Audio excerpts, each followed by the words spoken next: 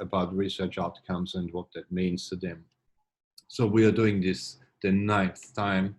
This is obviously the first time that we're doing this in an online format.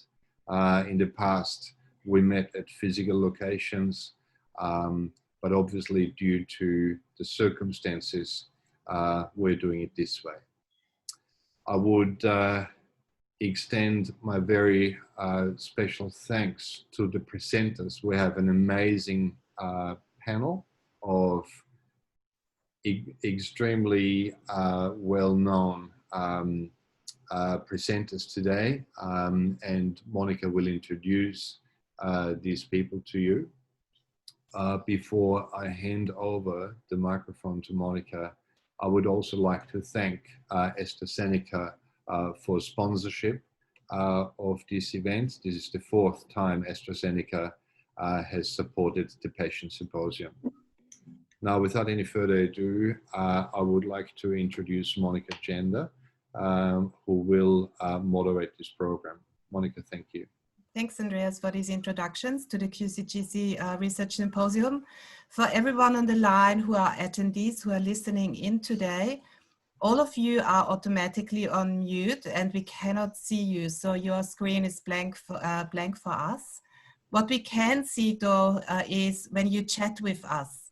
So down at the bottom, if you scroll over your screen, you will see two options how you can talk to us. One is the question and answer, and one is the chat function. If you use the chat function, I will see your question and I will then pass it on to the presenters. So just click on chat, type in your question, press send, and I will see your question and pass it on. So that's the way how we can get your questions to the presenters today. One other thing we want to do is we have a little poll. So after the first presentation, I will go through a little poll with you because we want to know who is on the other side. There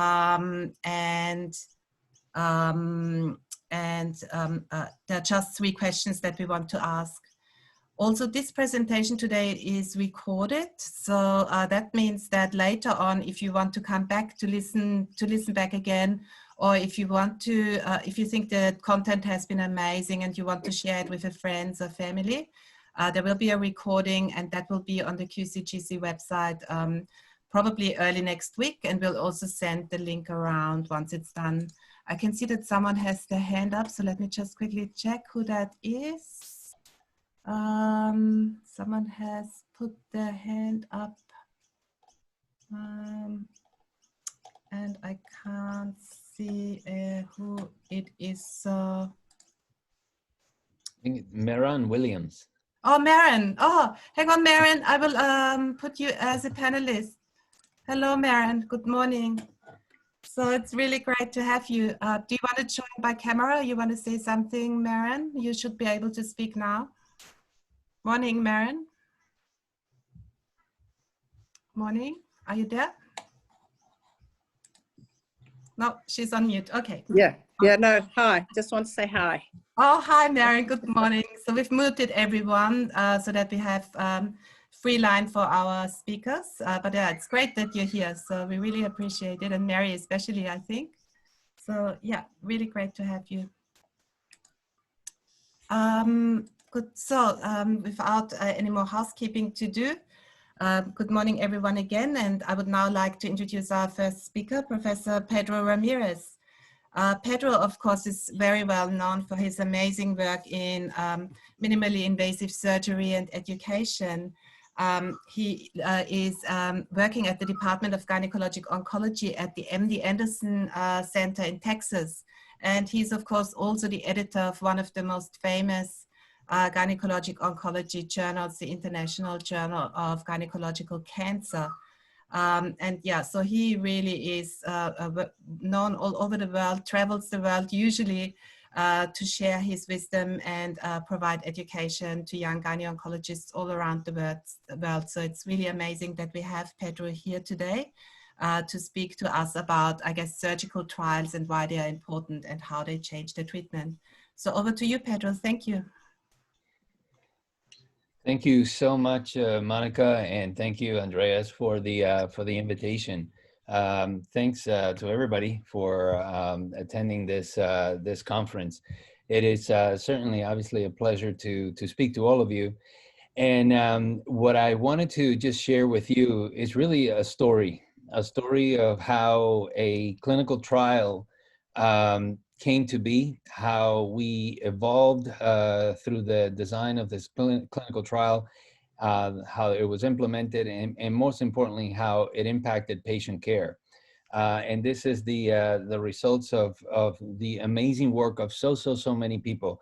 And obviously, I'm incredibly grateful to two individuals who are present right now. Of course, obviously, my co-investigator, Andreas Obermair, and Vanessa Behem as well, who were with us the entire journey and are still with us through this journey.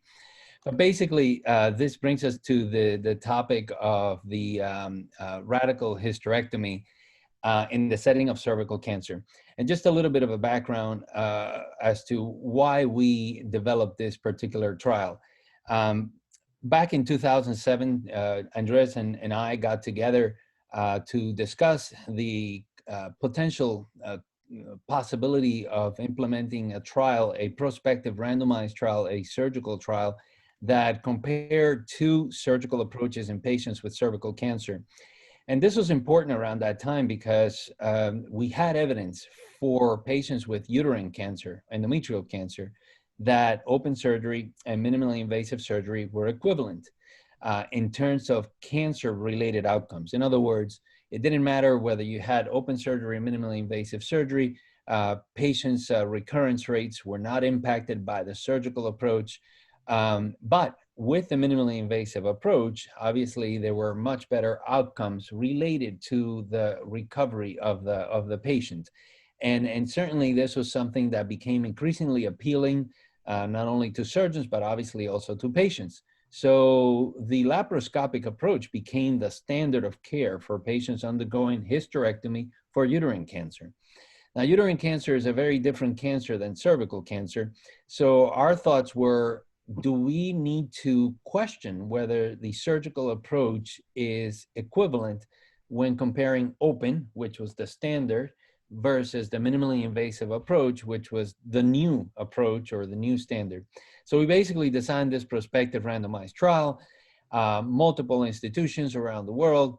The trial certainly was aiming to accrue a total of 740 patients. So patients were randomized to either open or to minimally invasive. And shortly before we completed the trial, we were notified that there was an issue with regards to one of the arms. We came to find out that that issue was what was ultimately certainly presented and published in a very reputable medical journal called the New England Journal of Medicine.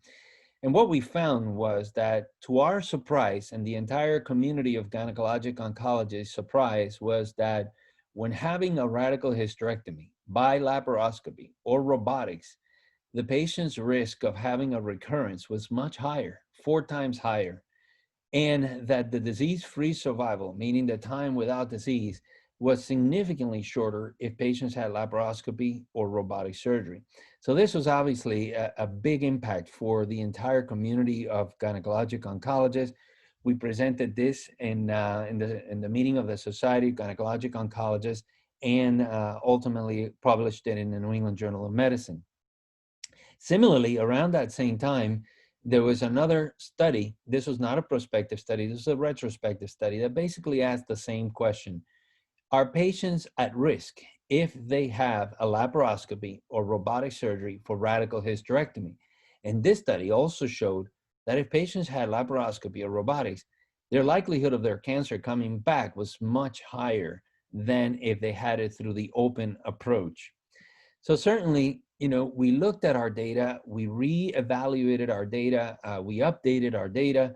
Back in 2019 in October, we looked when 84% of all of our information was available, and we still found that the likelihood of recurrence was 4 times higher with minimally invasive surgery as compared to open surgery. So obviously, this is a big impact to our gynecologic oncology community. These were all the news agencies that actually interviewed us about the results of these findings, because basically this went against everything that we had learned, everything that we had known, where we felt that it was okay to offer a patient a laparoscopic approach or a robotics approach. So obviously a number of institutions after this was published said, we want to look and see if in our hospitals we're seeing the same thing, because this is very concerning and perhaps we need to change what we're doing. So since that time, since 2018, when the study was published, there have been a number of other studies repeatedly that have shown exactly the same findings, regardless of where these studies are conducted, in all regions of the world. They have shown that, again, the survival was worse with minimally invasive surgery compared to open surgery. And these were consistent findings, one study after another, showing exactly the same findings.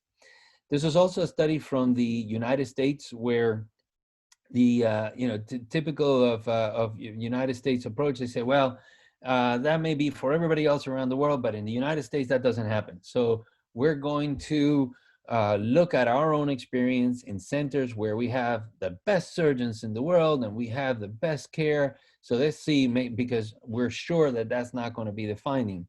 And in fact, when they looked, that was exactly what was found. Also, again, in high volume centers, expert surgeons, that when doing laparoscopy or robotic radical hysterectomy, patients were having a higher likelihood of the cancer coming back. Subsequently, in Europe, they say, well, that doesn't happen in Europe. We're going to look at a number of centers in Europe. And this was a study that was recently published, and this encompassed certainly hundreds of patients from multiple institutions in Europe. And the distribution was 50% open surgery and about 50% minimally invasive surgery, breaking it down to laparoscopy and robotics. And what did they find? They found exactly the same thing. In Europe, the rates of recurrences were higher when doing minimally invasive surgery versus open surgery. So again, another confirmation of that initial study. So what happened? That led to a number of guidelines changing. This is the National Comprehensive Cancer Network that basically now stands and says that the standard and recommended approach for this surgery is open surgery. This was the recommendation from the European Society of Gynecologic Oncologists, saying the open approach should be the golden standard. The Society of Gynecologic Oncologists here in the United States also followed through with the same message. The European Society of Medical Oncology said laparoscopy or robotics cannot be regarded as the preferred treatment anymore compared to open surgery.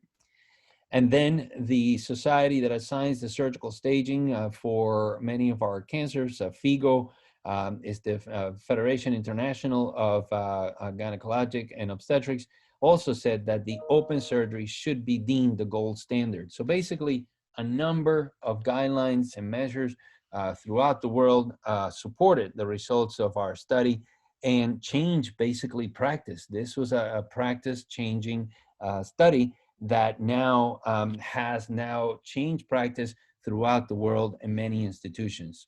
This was actually a study that was published here in the United States where they say, well, let's see what happened after this study in the United States with regards to our practice of radical hysterectomy. And as you see here, on March of 2018, that's when the study was first presented to our community of gynecologic oncologists. And you see in orange is all of a sudden a rise in the open surgical approach, and in blue is a significant decrease in the number of cases that are being done by minimally invasive surgery. And this actually shows you the pattern of what happened 12 months before the presentation and 12 months after the presentation, where there was a significant drop in the cases of minimally invasive radical hysterectomy. So one of the other things that many would certainly attribute to minimally invasive surgery was that, well, the complications are less and the quality of life for the patient has to be much better with a minimally invasive surgical approach. But up until this point, there has never been or had never been a prospective randomized trial actually looking at complications or quality of life. So one of the subsequent studies from the LAC trial was a study that was published in the American Journal of Obstetrics and Gynecology by Andreas Obermair that basically looked at complications with one arm versus the other, open versus minimally invasive, and also showed that in a prospective evaluation, there was no difference between one arm and the other. So this was actually quite interesting because in retrospective studies, there were suggestions that the minimally invasive approach had lower complication rates, but certainly the prospective evaluation, which is the highest level of evidence, showed that in fact, in comparing global or overall complications, there was no difference between the two approaches. Subsequently, Michael Fromowitz published in the journal Lancet Oncology a third study from the LAC trial, and this was looking at quality of life. In other words, we thought that patients having minimally invasive surgery would presumably have a much better quality of life than those having open surgery. And what he found was that when you compare the two approaches, open in red and minimally invasive here in blue, there was no difference on multiple parameters that were evaluated in those patients prospectively. So certainly that also showed that the recurrence rates were higher, the disease-free survival was lower, there was no difference in complications, and quality of life was similar, further reaffirming that truly there's really no good indication or good reason to perform a minimally invasive radical hysterectomy. And then lastly, this was a publication in JAMA Oncology, over 9,000 patients that basically looked at all the previous studies, and then they evaluated studies that were of good quality using a tool called the Newcastle, Ottawa evaluation. And basically, again, when they evaluated all of those studies, everything favored open surgery when compared to minimally invasive surgery in terms of the evaluation of recurrence and the evaluation of mortality, thus again concluding that patients should not have a minimally invasive approach when doing a radical hysterectomy. So of course, what lies ahead? There's two ongoing studies that are looking now at the same evaluation, the same question. These are two prospective studies. One is out of Sweden, evaluating robotic radical hysterectomy versus open radical hysterectomy. There's another study that is out of China, also evaluating the same principle. So with the LAC trial, certainly when we presented it initially, it was the thought and the sense that, we were alone telling the unpleasant truth, and everybody else was lining up to the comforting lies of like, we can't believe it. This doesn't happen in my hands. I'm such a good surgeon. I have to be a much better surgeon than everybody else. So therefore, we don't believe these results. So for surgeons, it was actually quite an impact to actually change over time over the last 2 years from what they believed was the right thing to actually now understanding that the open approach seems to be the appropriate approach for doing this surgery. A lot of it was ego. A lot of surgeons would refuse, and they would say, I don't care what the studies say, I'm still going to keep doing it this way because I don't know, I'm really such a good surgeon that in my hands this doesn't happen. And it certainly is unfortunate, but certainly hopefully that's only a few of the majority of the surgeons. Lastly, we were recognized by the New England Journal of Medicine as one of the top 12 manuscripts of 2018. So every year they choose what were the 12 best papers of the previous year. And that study was certainly chosen as one of those 12 studies. And also we were recognized by the American Society of Clinical Oncology for this study. Each year they give this award of clinical cancer advances. In 2020, signaling that this was one of the most impacting studies in cancer care in the recent years. So we were certainly very proud to see that as well. So with that, I want to thank everyone for their attention. Again, Monica and Andreas for their invitation. And I'll be happy to answer any questions. Thank you so much, Pedro. That's amazing. So everyone, if you have question, put it into the chat function. So just go to chat and I will see it. So while people type their messages, Pedro, of course, amazing study. What does it mean now for, I guess, patients, especially, of course, patients maybe with cervical cancer who had a laparoscopic surgery? What should they do now? Yeah, you know, certainly that's a very valid question, a question that many patients have had. You know, in our own institution, if, you know, now we're basically coming out of that time frame, because initially when we found these results, this was back in 2017. So patients who had had a surgery within the previous 2 years, one of the things is that we offer them is to have, you know, certainly a visit with our team every 3 months, to have imaging studies at least once a year for the first 2 years. But now we're at you know, certainly at 2020.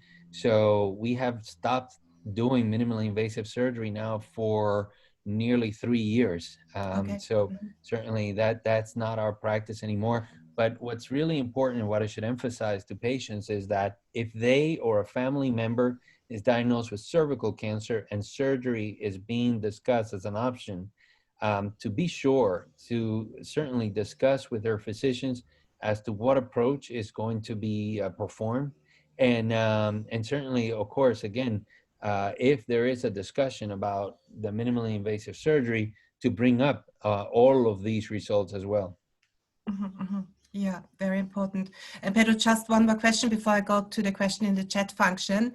For patients with other cancers, so laparoscopic surgery is very often done for endometrial cancer. Should those patients be worried, or is laparoscopic surgery okay for other cancers? Yeah, you know, it's a very good question. And we have 2 studies, including one by Andreas Obermair, where there was no difference in terms of oncologic outcomes between open and minimally invasive surgery. In our own institution, for uterine cancer, we still perform minimally invasive surgery.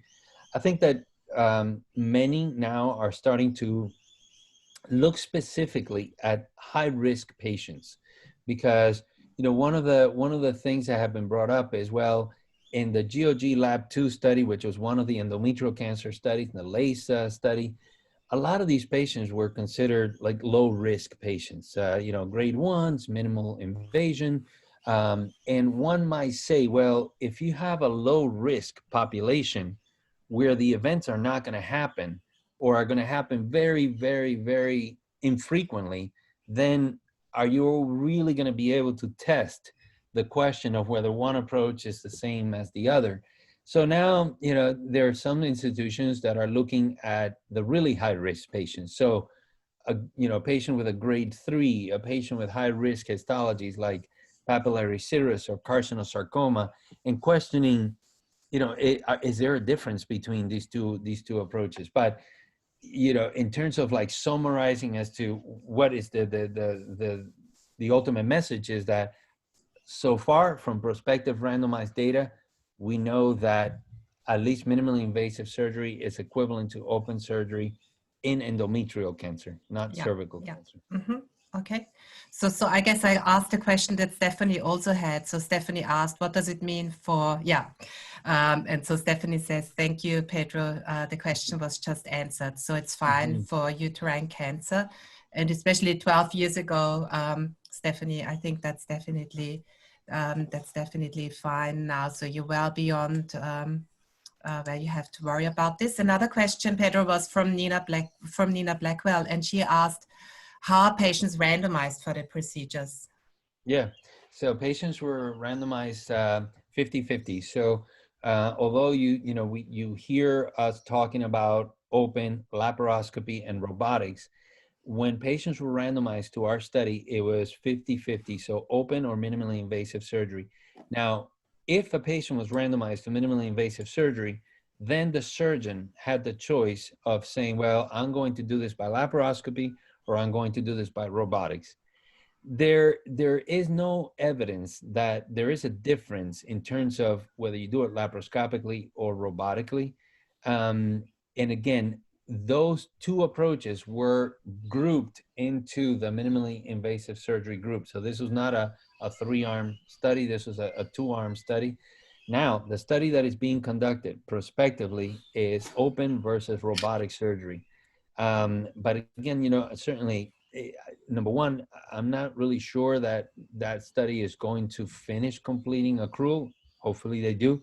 But it's a study that is accruing very slowly. Of course, I think that it's very hard to randomize patients today into a study where you say, you know, the entire evidence so far shows that one approach may be dangerous in terms of you having a recurrence. Me and these other group of investigators happen to not believe that. So would you be willing to put yourself at risk to prove my point? You know, that I think is it's a challenge, and so I don't know if that study is gonna ever complete. Yeah, but usually randomization is done, I guess, by usually today a computer program, but often previously it was just envelopes. So there was an envelope, and one envelope had this procedure and the other. So that's how it's usually. Computer. Yeah. Yeah, often it's computer.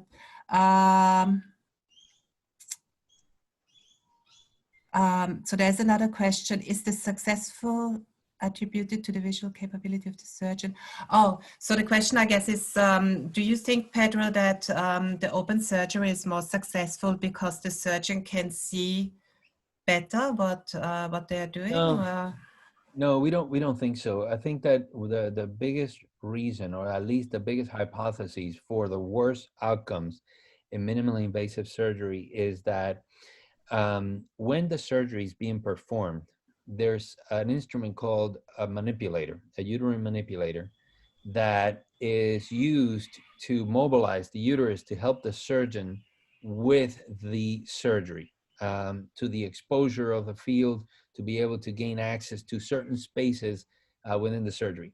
One potential factor is that when doing this manipulation of the uterus, there may be contamination of the abdomen, the pelvis.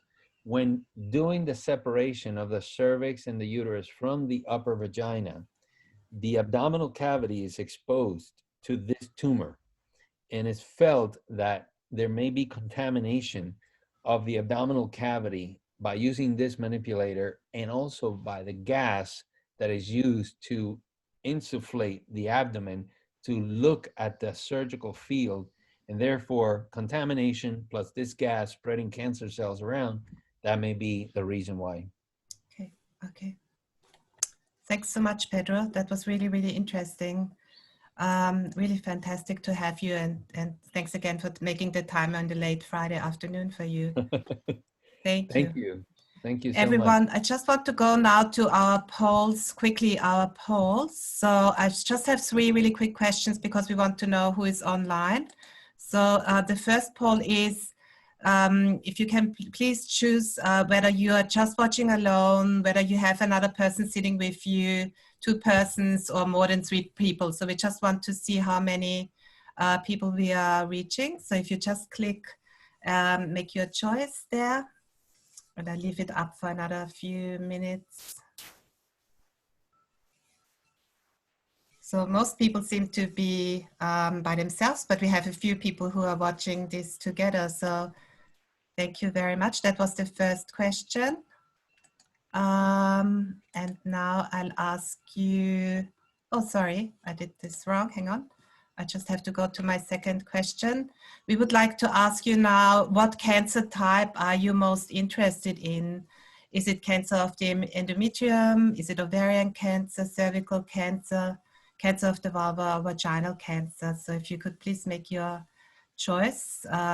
So we have a lot of people interested in ovarian cancer, but also endometrial cancer and cervical cancer. Not so many people today interested in, or a few people interested in vulval cancer as well. Yeah, that's really great. Thank you. We'll just leave it 1 more minute and see that everyone makes a choice. Thank you. And then we just have 1 third quick question where we want to know who you are. Are you a patient, a family member, a caregiver, or a health professional. And sorry, that's not allowing you to choose more options than one. I probably should have done that poll separately. But yeah, we can see that we have a mix of participants online, obviously. So family members, caregivers, health professionals, and patients as well. So that's really fantastic to see that we have people from all different walks of life participating today. Thank you. I have a message. I was a patient, but now cured. So that's, yeah, sorry, I should have definitely put that on. Apologies. I'll do better polling next time. All right then.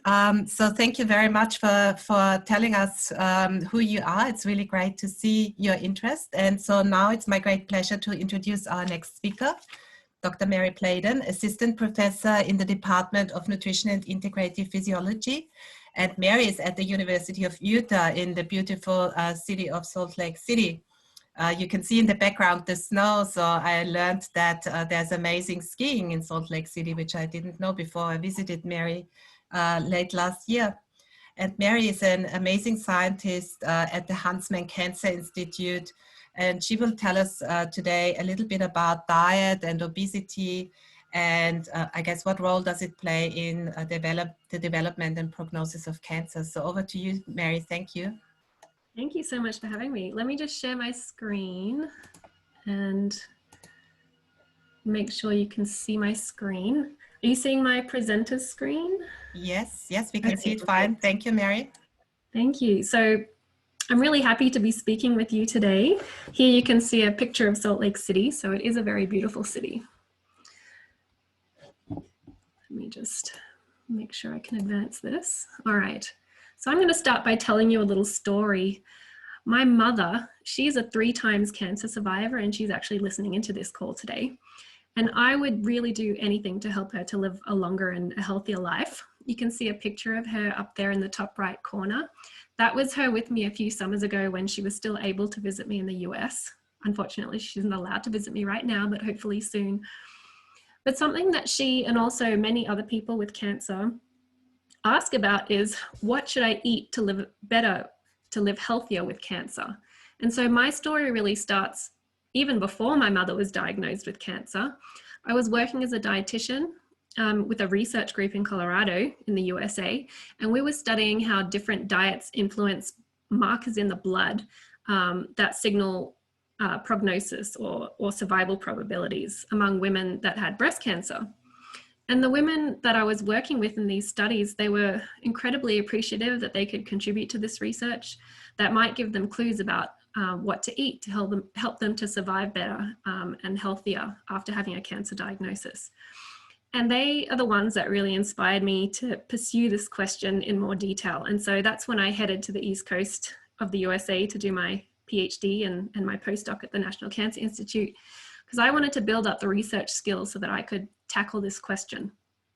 And the work I'm going to tell you about today, it really integrates large studies, novel technologies that measure your metabolism, and also emerging statistical methods to study diet and cancer.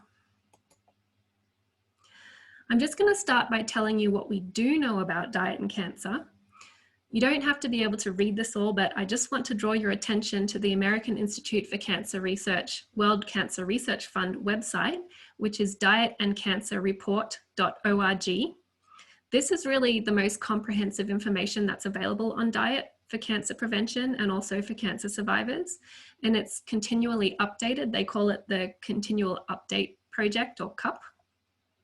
So I encourage you to write down that website. The website has a really nice interactive feature that shows you the level of scientific evidence for relationships between diet and also physical activity and cancer risk, and also cancer survival. Again, you don't have to read this, but I'm just going to draw your attention to the circles. The green circles represent things that have been shown with convincing evidence to decrease cancer risk, and the red represents things that increase cancer risk. And then the size of the bubble represents the amount of data available. And I'm only showing you the convincing data right now. On the website, you can actually go and look at more probable evidence where we really need more research. Those are kind of the areas that I'm focusing on with my work. So you can see here that the dark green circles on the top right point to the fact that physical activity is very protective for colorectal cancer and for weight gain. And then the lighter green shows that the probably protective foods and behaviors like dairy, calcium, and whole grains and fiber for colorectal cancer, coffee for liver and endometrial cancer being protective, and fruits and vegetables for digestive cancers. There are some confusing points on the picture. For example, the fact that being a little bit heavier when you're younger might be paradoxically protective for breast cancer, but we're still trying to figure out some of these paradoxes. And then other things that definitely increase cancer risk include high doses of supplements like beta carotene, which can interact with smoking to increase risk of lung cancer. So I'm talking about a lot of cancers in general. This audience is probably interested in terms of endometrial cancer, coffee and the impact of the diet on your blood sugar levels are probably the two biggest things that are playing a role. And then body weight as well. So I'm going to talk about some of those things in a bit more detail.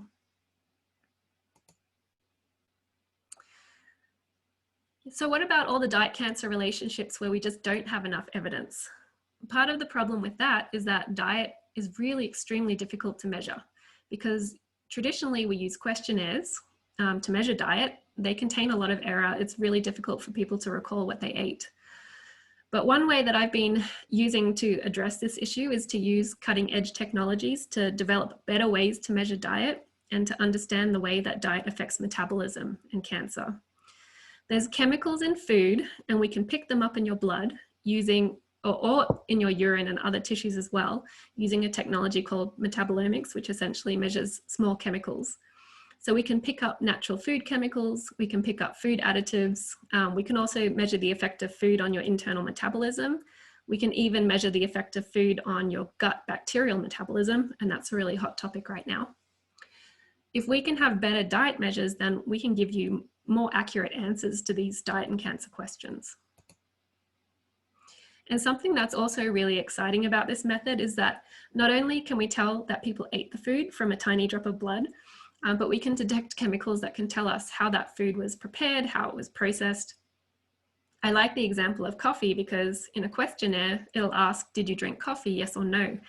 But from these chemicals in the blood, we can not only tell that you drank coffee, but we can tell what kind of coffee bean you used. We can tell if you drank light roast, medium roast, or dark roast. We can tell the impact of the coffee on your gut microbiome and the metabolites that the bacteria produce. And we can also measure the effect of the coffee on producing cancer protective chemicals in the body. So this is a breast cancer study that actually I'm just going to talk to you about just to tell you how I came to study what I'm studying today. But this was a large study that looked at the chemicals that are either found in foods or to look at the way that food affects chemicals in the body, and then how those chemicals influence risk of breast cancer. So some of the diet relationships with breast cancer have been very controversial for many decades, and intake of dietary fat is one example. What we found in this study was that there are very specific types of fat, like those found in butter and some other dairy products that were linked with higher breast cancer risk. And it might be that some of the older studies that looked at total fat intake missed the point. Maybe we have to really go into much more granular detail about the types of fat to tease out the relationship. And we also found that alcohol really influences the sex hormones in the body, like different androgen metabolites. And those hormones are linked with breast cancer. And then we also found that the vegetable fat that's used in many frying oils also appeared to increase risk of breast cancer. And vitamin E supplement related chemicals were protective. So this is just to give you a sense of how we can use these really cool technologies to explore diet and cancer questions. And we can really build up the research that's lacking in the field. So right now what I'm doing is a similar study, and I'm looking at metabolic profile and dietary metabolites in relation to risk of endometrial cancer. And this this study is ongoing, but I'll give you a snapshot of what we're starting to find.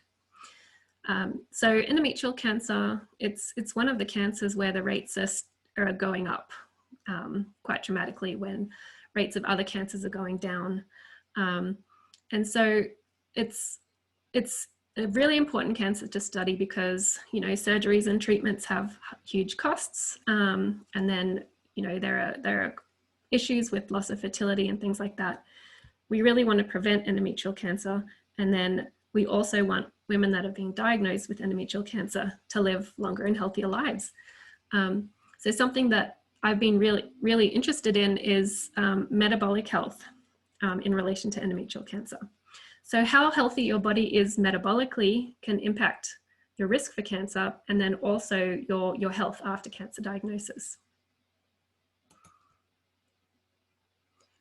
So our early results are pointing towards several different mechanisms that increase risk of endometrial cancer. So for example, dysregulated energy metabolism, sex hormone metabolism, your glucose control and insulin resistance, bile acid metabolism that can affect how much stress your cells are exposed to, and among other pathways. So clearly the metabolic conditions that drive endometrial cancer are very complex. What I'm particularly interested in finding out is which dietary components can modulate these biological pathways. And so that's what I'm studying right now. We're doing a study to look at if different dietary patterns, for example, that promote inflammation or high insulin secretion are linked with some of these metabolites that I just mentioned. So what we're just starting to see now is that among endometrial cancer survivors, risk of diabetes and also other metabolic complications might be higher than in the general population. This is kind of emerging research. So that's a problem. The issue is higher risk of metabolic diseases like cardiovascular disease and diabetes that have their own complications. And so we're now starting to do research to try to understand what's driving diabetes and other metabolic conditions among endometrial cancer survivors. It might be that there are common risk factors like, you know, diet and physical activity, but there also might be more going on. Not talking about endometrial cancer specifically, but cancer in general. There's some evidence coming out of Huntsman that some cancer treatments can push people towards diabetes that up until now hasn't been studied in great detail. And at the same time, cancer treatment also has an impact on physical function, heart health, nervous system, things that can change your physical activity levels or even dietary pattern. And so that's what we're trying to disentangle to find out what's going on. One way that I'm starting to do this is to look at a form of intermittent fasting and how it might improve metabolic health in endometrial cancer survivors. I'm also looking at this relationship among women that are at high risk of endometrial cancer. In Utah, we have quite a high population of Pacific Islander women, and they're at 4 times higher risk of endometrial cancer than the general population, than white women, I should say. So time-restricted eating is a type of intermittent fasting where you eat all your calories in a short window within a 24-hour period. When you eat, can talk to your body's circadian clock, which is what regulates a lot of your body's metabolism. If you modify when you eat, you can train your body clock to metabolize better.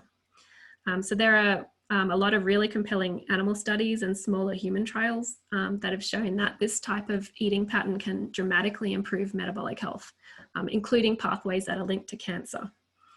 So I have 2 studies going on right now, and the women are given the food and then they're eating it within a particular window of time each day. And we're measuring things like blood sugars, blood lipids, blood pressure, and we're even looking at the microbes in your gut, because this type of eating pattern can actually change your gut microbiome, especially the bacteria that are linked with obesity. So I'm very excited about these studies. And then finally, another area of research that we're doing over here is developing, it's studying the diversity of your diet in terms of your body's metabolism and gut microbiome and gut health. So you don't have to read these words. But what I'm showing you here is how plant foods can be broken down into botanical families, which is kind of like plant genetic groupings. And each branch of the tree represents a different botanical genetic family. Some studies have shown that the more families you eat from and the more diverse chemicals your body is exposed to, that in turn can dramatically improve some cancer-relevant pathways, for example, linked to oxidative damage to your DNA. And so we've developed a new dietary botanical diversity pattern, and we're currently studying how people that conform to that pattern of eating, how it affects metabolism and their gut microbiome and cancer risk. So altogether, just to summarize, we're using cutting edge technologies to try to understand how changes to your metabolism affect risk of cancer and health after cancer diagnosis, and how we can fix dysregulation in these pathways through diet.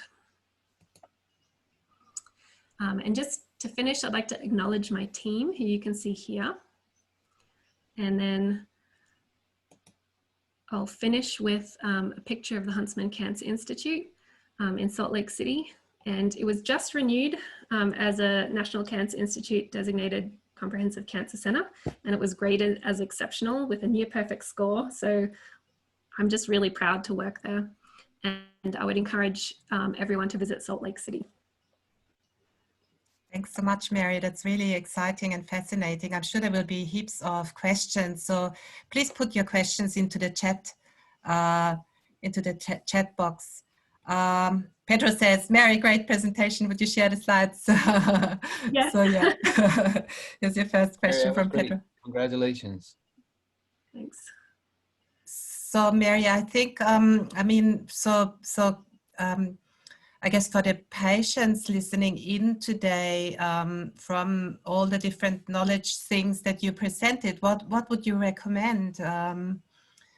Would you recommend a plant-based diet more so than eating meat? Would you recommend a certain eating pattern, or is it all still really up to research to find out more? Yeah, in terms of cancer survival, we really need more research. But I think the things that are important that we know of right now are definitely body weight control, limiting alcohol, and trying to eat more of a plant-based diet, less red meat in general, if you're talking about, generally. But I definitely recommend going to that website because it'll tell you what's most up to date now, and then they're going to update it because they do huge reviews every few years, and then they put out these reports, and so it gives you the latest research. Yeah, and then people can look what they are interested in, a particular type of food or a particular supplement and so on. Hopefully, if there's any information, it will be there. Yes. Yeah, the recommendation is not to take dietary supplements, actually, is the recommendation right now. Not to take supplements. Mm-hmm. Yeah. Can you explain on that, Mary? Yeah, so some of in terms of cancer prevention, there were some studies that came out showing, I mentioned the carotenes and the interaction with smoking actually increased risk of lung cancer in the alpha tocopherol beta carotene study that was done in Finland. And that was one of the largest studies. And then some others have come out just showing no benefit. So at the moment, given the current status of the evidence, there's no evidence to show that it improves survival. And for some cancers, potentially it's not good.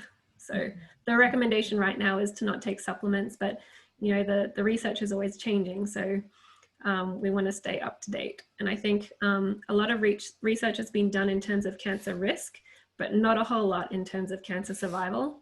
And so that's actually some research that we're doing at Huntsman as well, is to look at dietary supplement use and cancer survival. Something that's really cool about metabolomics is we can measure supplement use using metabolites. And so that's something that we actually could do, because we could take stored blood samples and we can tell who's been taking supplements from the blood. even if they didn't do a diet questionnaire, and we could look at survival outcomes. So that's definitely research that should happen. Thank you, Mary. It's still an evolving question. Evolving field, but important to keep an eye out. So there was another question, Mary, if there's any data on artificial sweeteners. Not in terms of cancer survivorship guidelines, as far as I'm aware. So you don't, so there's as far as you're aware, no data at the moment. So we'll have to keep an eye out for future data. Yeah, thank you, Mary. There was a question to repeat the website where the diet information is. So I've put it down, dietandcancerreport.org. Is that correct, Mary? Yes. Yes, perfect. So I've put it into the chat function for everyone. You can copy it from there. So it's dietandcancerreport.org. Fantastic. So thank you very much, Mary. That was really, really great. And we might get more questions later, which I might pass on to you via email. So thank you, Mary. I know it's getting late for both of you in the US, so feel free if you want to head off. It's been really great to have you here. And Mary, I know the children probably waiting for you. So it's been fantastic to have you. Thank you for having me. Yeah. Thank you so much. You've been absolutely amazing. Yes, yes. Totally Great talks. Both presentations. Totally amazing. Thank you. Thank you. Pleasure. So my great pleasure now to introduce to you Professor Penelope Schofield. Penny Schofield is a professor of health psychology at Swinburne University of Technology, and she heads the Behavioral Science in Cancer research group there.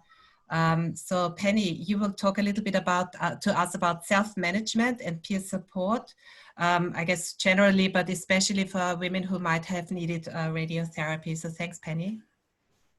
My pleasure. So thank you very much for inviting me. Just let me get this presentation screen up. Is that sharing it with everyone properly? It's sharing, but it's not on presentation mode. So you might have to go to slideshow and then hit, yeah, now it's on presentation mode. Thanks, Penny. Okay. Thank you so much for inviting me to talk today. This is actually a topic I'm very passionate about, and I'm going to present to you some results from a very long randomized controlled trial that I ran, looking at self-management and peer support and how actually it can improve outcomes for women with gynae cancer who've been treated with pelvic radiotherapy, which many women who've had gynaecological cancer, that's a treatment they receive. So we know that each person really has a very individual journey with cancer, but some of those themes are universally shared. And it's the notion that actually women who have been diagnosed do actually walk a similar path. And this shared experience is incredibly valuable. And I'm going to talk to you about some data I've generated to show you that peer support and self-management has a critical role. Now, people have described to me the sense of being diagnosed with a cancer as that, you know, you're in a boat, you're having a lovely trip down a river, and suddenly you come to a waterfall and you go over the edge. It's tumultuous, it's shocking, it's frightening, and you don't quite know where you're going to end up. And so these are some things that women can do to put themselves in more control of this frightening journey, which it often seems when a person is diagnosed. So what's the impact of gynecological cancers? So I think that we know that pelvic radiotherapy can have very distressing side effects. I'm sure that most of you that understand that because the skin inside the vagina is so delicate, the pelvic radiotherapy can break down that skin inside the vagina, either leading to a shortening or a sticking of the vaginal walls, and that can, unless people are using vaginal dilators or having regular penetrative sex, that can even mean that the vagina can close and seal. Vaginal dilators are recommended worldwide to minimize this vaginal stenosis, but we know from data that patient adherence is suboptimal. The other thing we know, partly from my own research, but others, is that really there's no standard recommendations about how often vaginal dilators should be used after radiotherapy and how long they should be used into survivorship. So the recommendations there are quite inaccurate, I guess.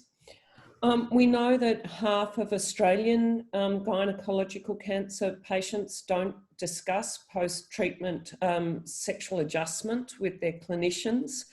Clinicians feel embarrassed about raising this topic often, and so do patients. And obviously, treatment for gynaecological cancer has a big impact on a woman's sexuality.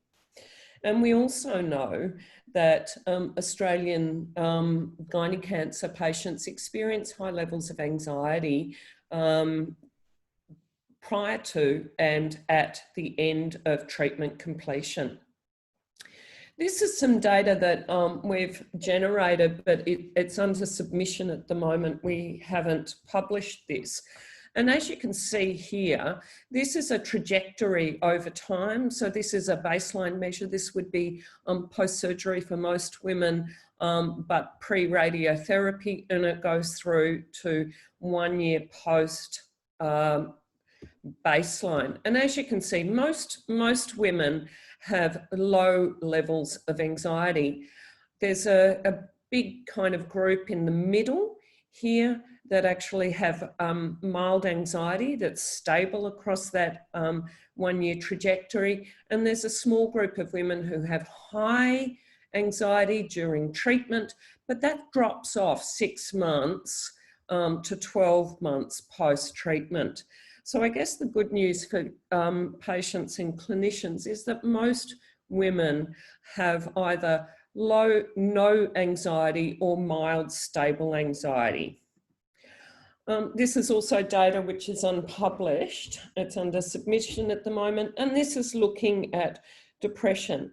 Again, we're seeing similar patterns that the majority of women have low levels of depression.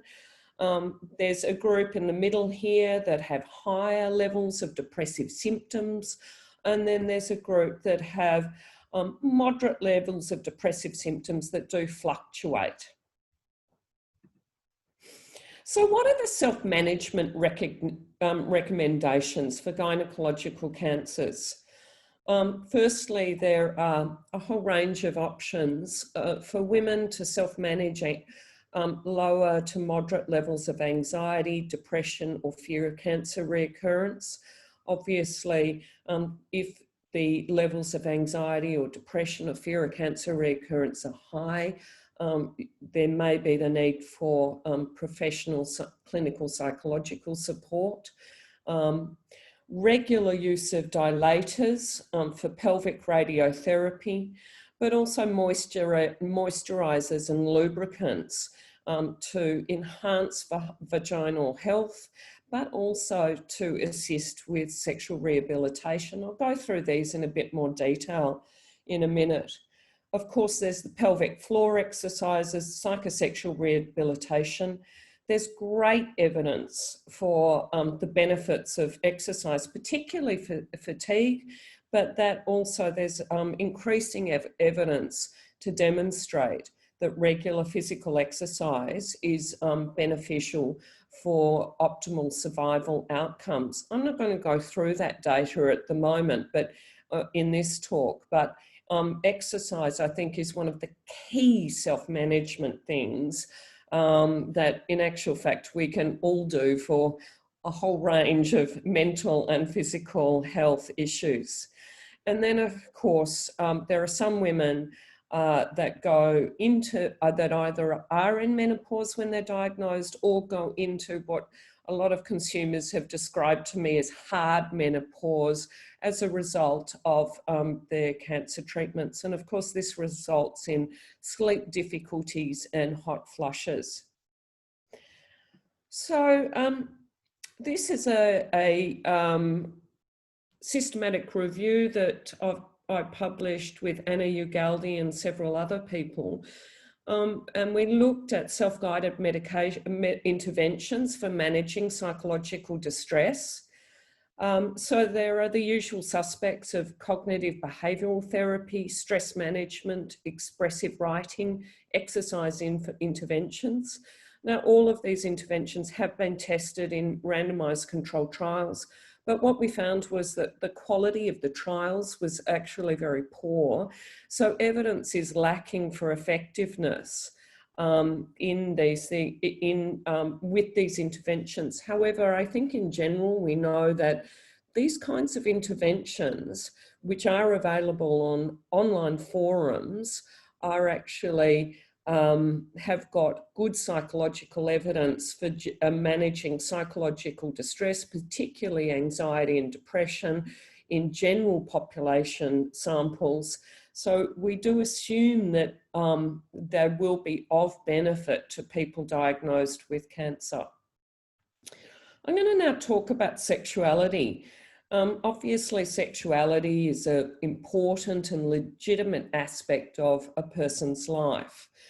Now, cancer treatment almost always has a negative impact on sexuality, but more so for women who are diagnosed with gynaecological cancers. Now, this isn't to say that sexuality is a core part of every woman's life. Particularly as a woman gets older, I've had women say to me, "Oh, darling, that part of my life disappeared a long time ago." Equally, I've also had women who are in their late 80s say to me, "Every single day, love, I never know when it's going to be my last. So every single day, hubby and I, we get to it." So I think there's a variety of sort of experiences here. So what are the key things to protect your vaginal health and your psychosexual rehabilitation? So all the women listening here now can do a pelvic floor exercise with me.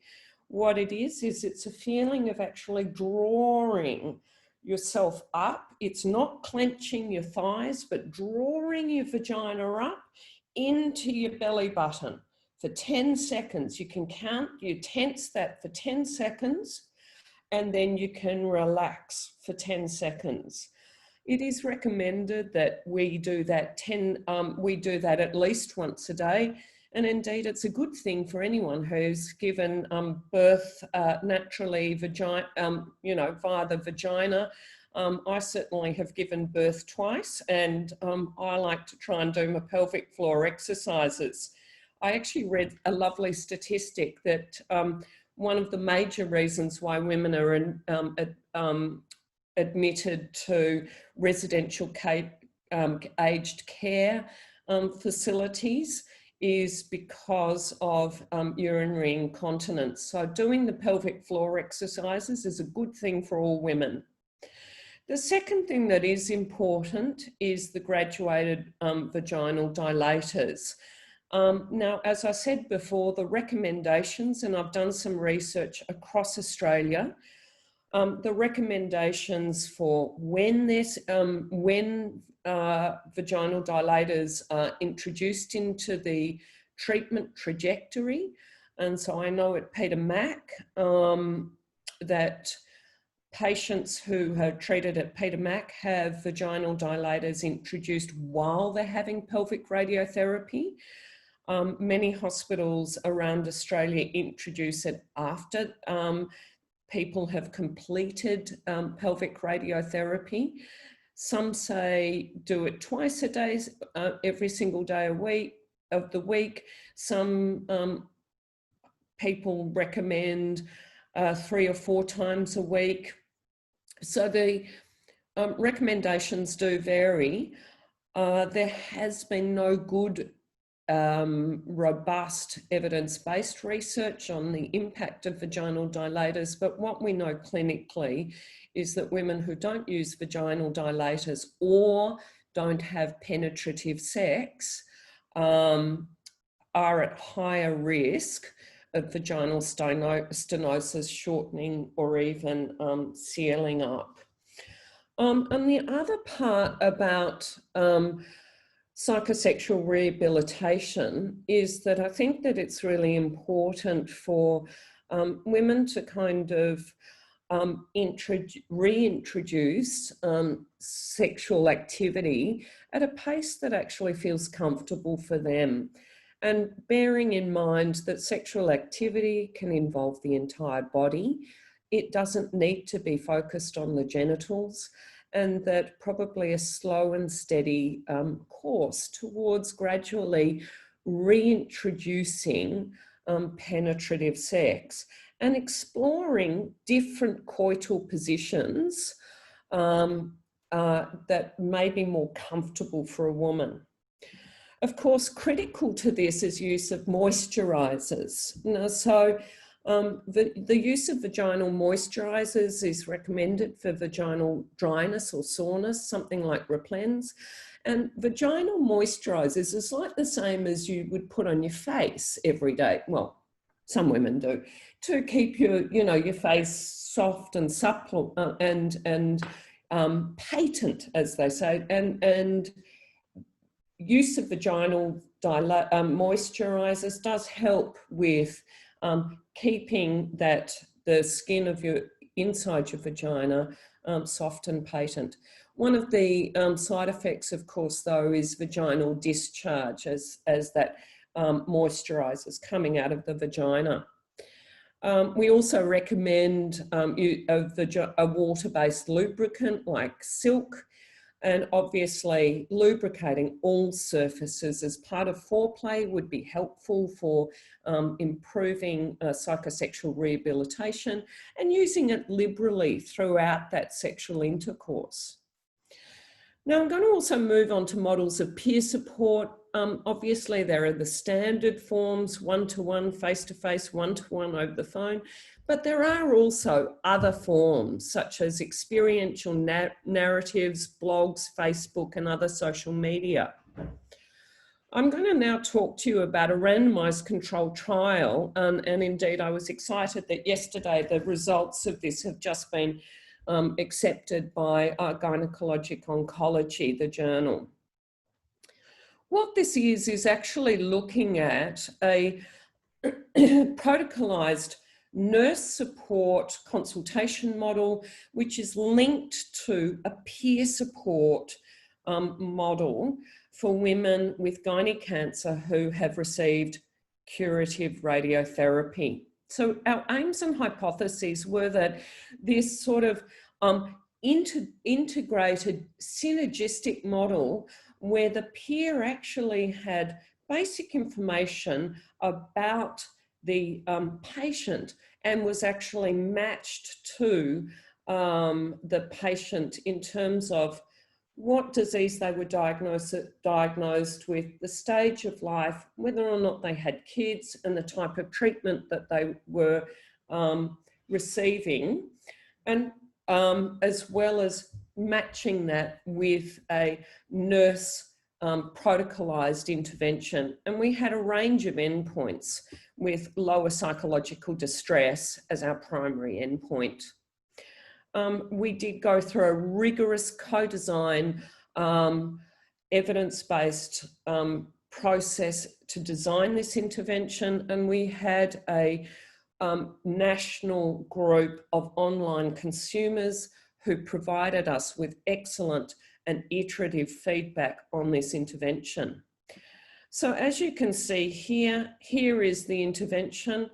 On this side, the nurse deals with treatment orientation, side effects, coaching, especially dilator use, psychosexual interventions, and multidisciplinary care, as well as linking to the GP. The peer provided a different role, and that was we got the peer to share experiences, provide empathy, encourage adherence to the self-care plan, particularly dilator use, and then was linked to the nurse and was provided with some very basic information as well as the patient's first name. We did go through extensive 2-day training. Just one of the little vignettes I'm just going to tell you here about what happened. I conducted this training, and we started off with a kind of a group discussion with all of the peers who we had identified. These peers were people who had been diagnosed and successfully treated with gynaecological cancer, and they were 2 years into their survivorship. What was really interesting was we started off with everyone sharing what type of cancer they had, what were their treatments, what side effects they experienced, and how they coped. And everyone started having a chat about the dilators and a laugh. And one woman, her face just fell, her eyes filled with tears, and she ran out of the room.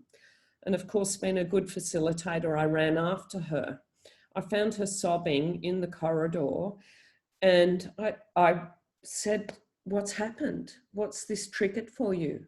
And she said, I'd never heard of a dilator, and that's why I've sealed up. No one ever told me about a dilator.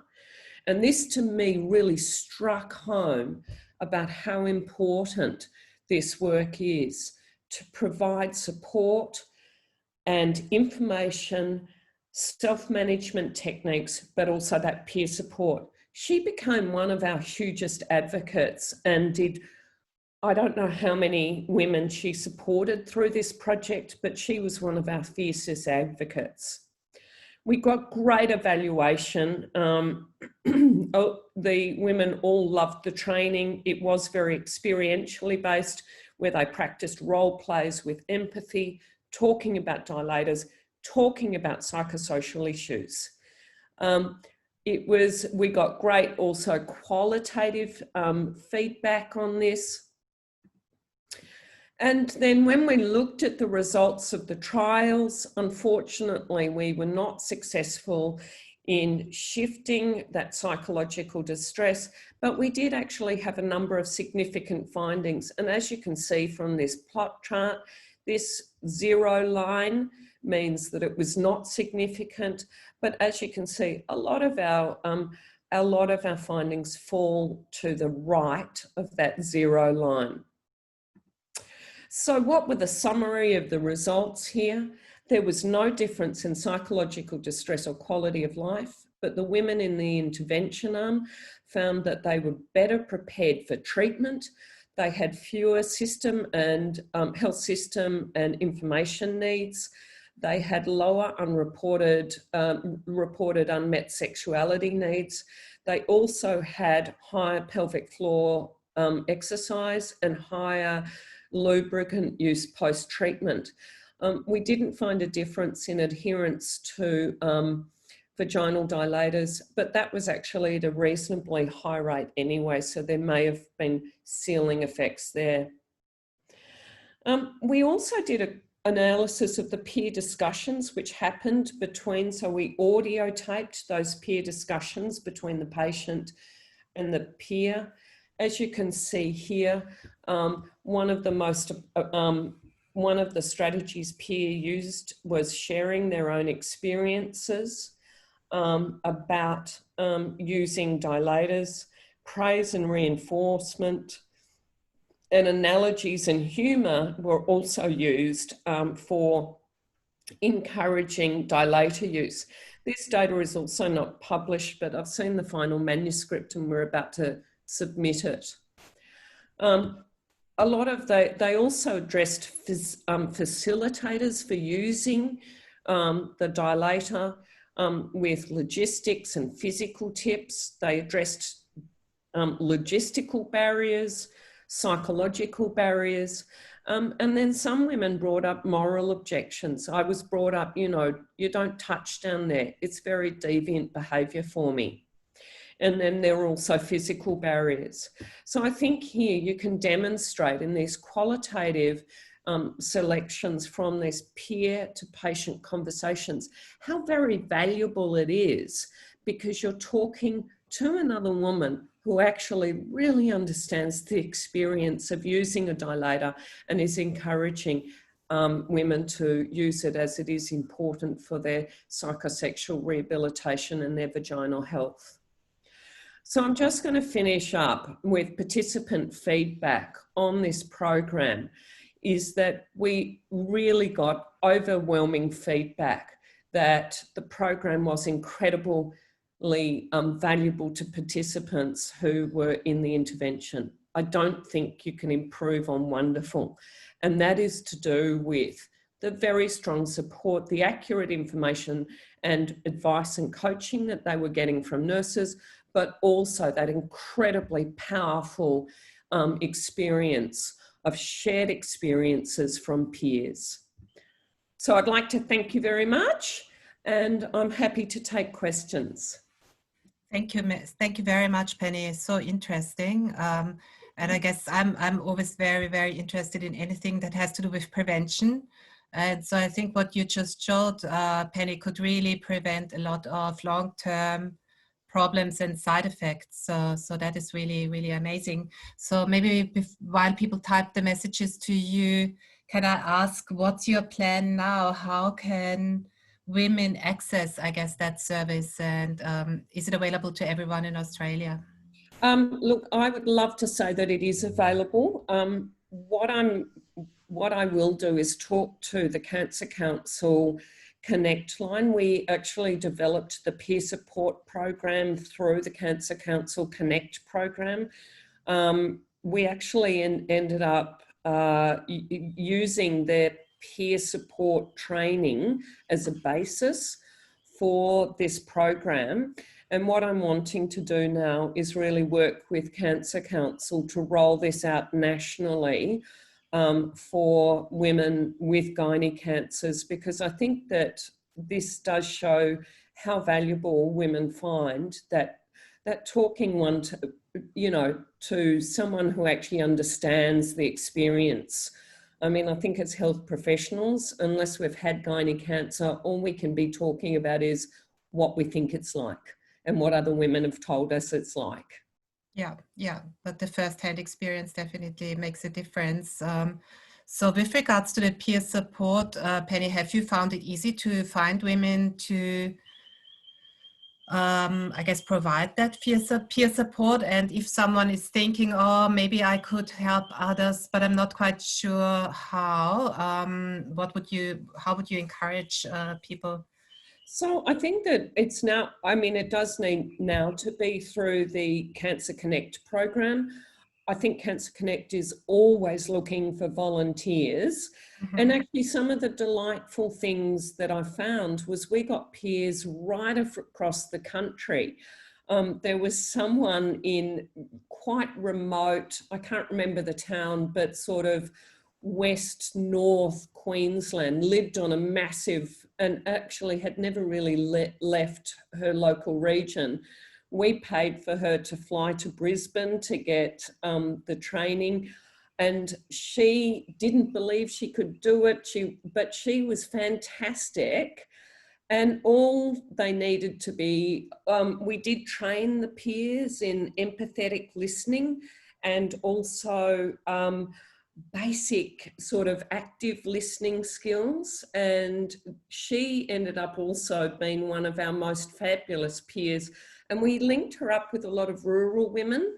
And she said to me, she gave me a big hug at the end of the training. And she said, this is the first time I've ever actually talked to anyone who wasn't a doctor about what my experiences of gynae cancer is. And she said, you're allowed to talk about cancers that happen above the belt.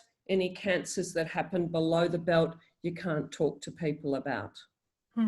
Yeah, that's amazing. So you really, I guess the peer support then is good for both sides, for the women who give it and the women who receive it.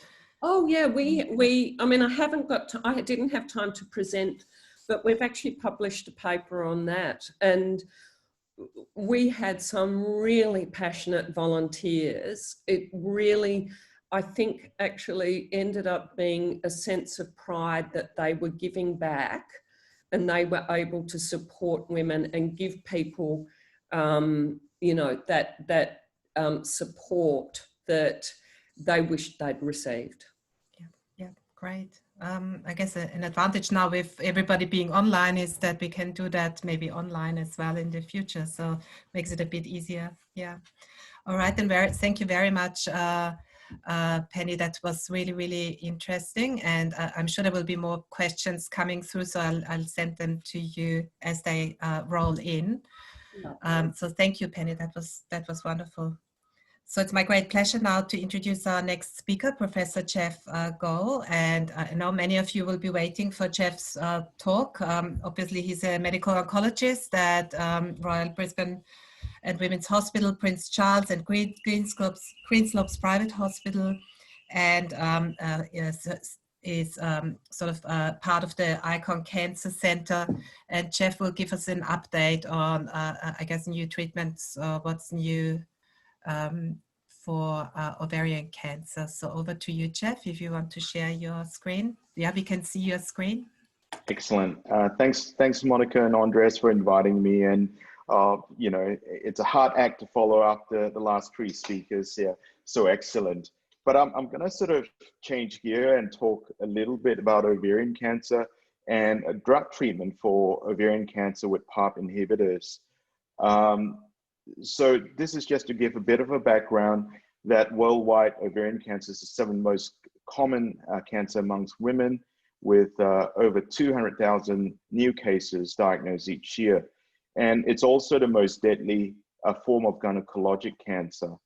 3/4 of patients are diagnosed at a very advanced stage, stage 3 or 4.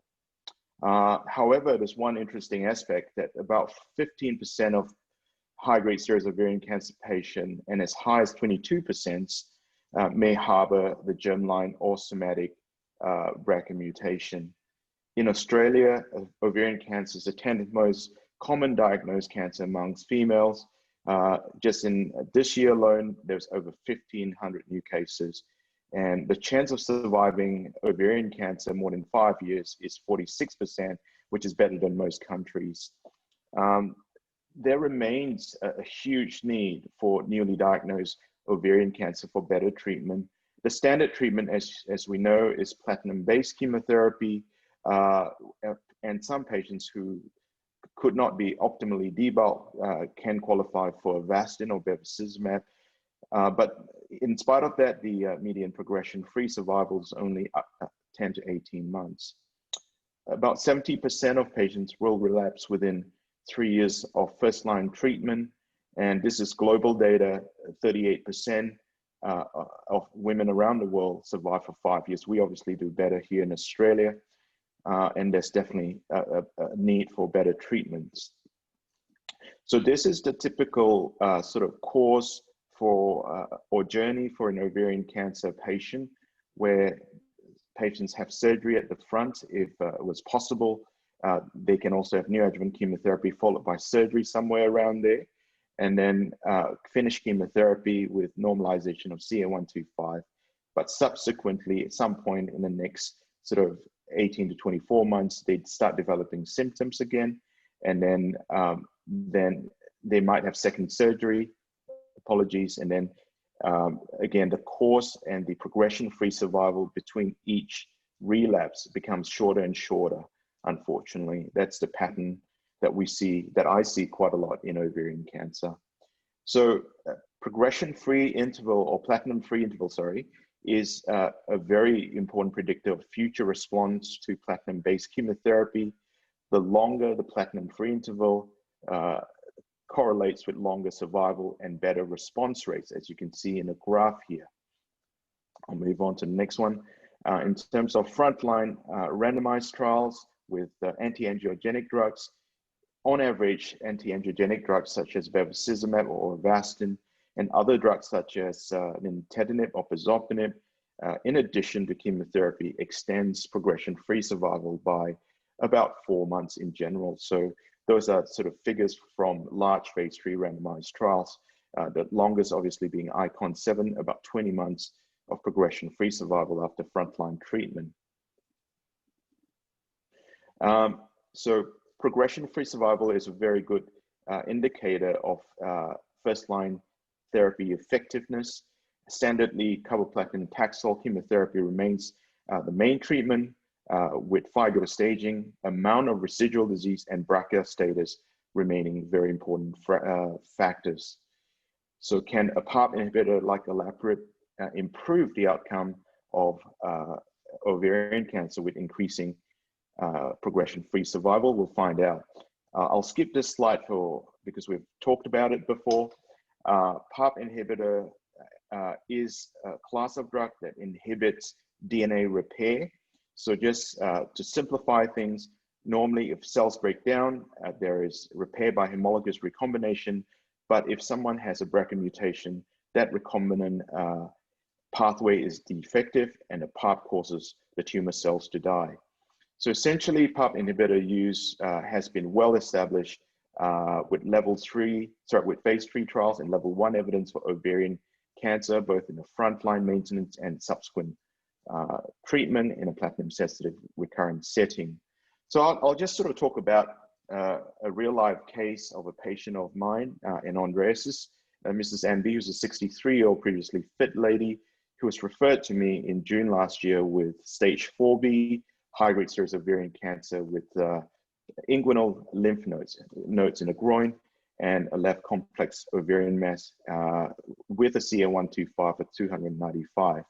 The patient had a history of left breast cancer in 92, which was treated in the US, and subsequently had another breast cancer on the right in 2002, treated in the US as well. Of interest, she's of Ashkenazi Jewish, Hungarian, and Italian ancestry, and there is a family of breast cancer as well. So I counsel her about germline BRCA testing when she was first sent to me, and she agreed. And we had neoadjuvant chemotherapy with normalization of CA125 to 17. And then she had interval surgery on the 22nd of August last year. And to Andreas's surprise, the tumor was nearly all gone, as we see very commonly with BRCA mutated tumors. So there was no residual tumor left, and she had 3 further cycles of chemotherapy completed in October with a normalization of CA125 23. She then was put on Lynparza or olaparib on the AstraZeneca Access Program since November, and since then her CA125 has dropped to 7, which is ideal. So this is a trial that actually heralded the use of PARP inhibitor in frontline ovarian cancer. So patients newly diagnosed with stage 3 or 4 high-grade serous ovarian cancer was randomized in SOLO-1 to maintenance Lynparza or placebo, and the study was continued until disease progressions. Patients with no evidence of disease at 2 years were stopped on Lynparza, and patients who still had disease and had a partial response continued Lynparza until disease progression. And those were the endpoints. This is a global trial run mostly in Western countries, Europe, North America, and even South America and Australia. So most patients had had a complete response after chemotherapy before being randomized on this trial. Of interest, the majority of patients were 5-year stage 3 and 4. In fact, those were the inclusion criteria. Between the two groups, the patients who actually did worse were on the placebo. In fact, 60% of patients stopped the treatment and as they progressed, and only 19% of patients progressed on olaparib. So olaparib reduced the risk of progression or death by 70% compared to placebo. As you can see here, big separation of those curves, and patients remain progression-free. 60% of patients remain progression-free at 3 years compared to 27% of patients. So this represents the same thing again. There is also a 50% reduction in the risk of second progression or death with olaparib The median progression-free survival 2 is not reached compared to placebo, and we would regard progression-free survival 2 as probably a surrogate for overall survival. And so patients are staying on olaparib without progression for much longer compared to placebo. Time to first subsequent therapy was 52 months compared to 15 months. Very impressive hazard ratios, 70% reduction in risk. In terms of side effects, patients do get GI disturbances, fatigue or tiredness, and anemia, and those two are interlinked. The nausea are usually low-grade nausea, which is in blue, and the anemia is also relatively low frequency, and it could be grade 1 or 2. Grade 2 anemia may require a blood transfusion. And most patients remain on the full dose over the 2-year period, with nearly 70% maintaining the 300 milligram dose. So this is again a representation of side effects as you'd expect. Interestingly, patients on placebo do have nausea and fatigue as well, which may relate to prior chemotherapy. The ones that we're really worried about is the maroon little bars. Fatigue is an issue in 3.8% of patients, anemia in 21%, but some of those patients would have received transfusions and dose reductions to help them counter the tiredness. So in terms of adverse events of great concern, it's a small risk of myelodysplasia or leukemia in the long term of 1%. And that is something that we are very cautious and we look out for, but it is uncommon at 1%.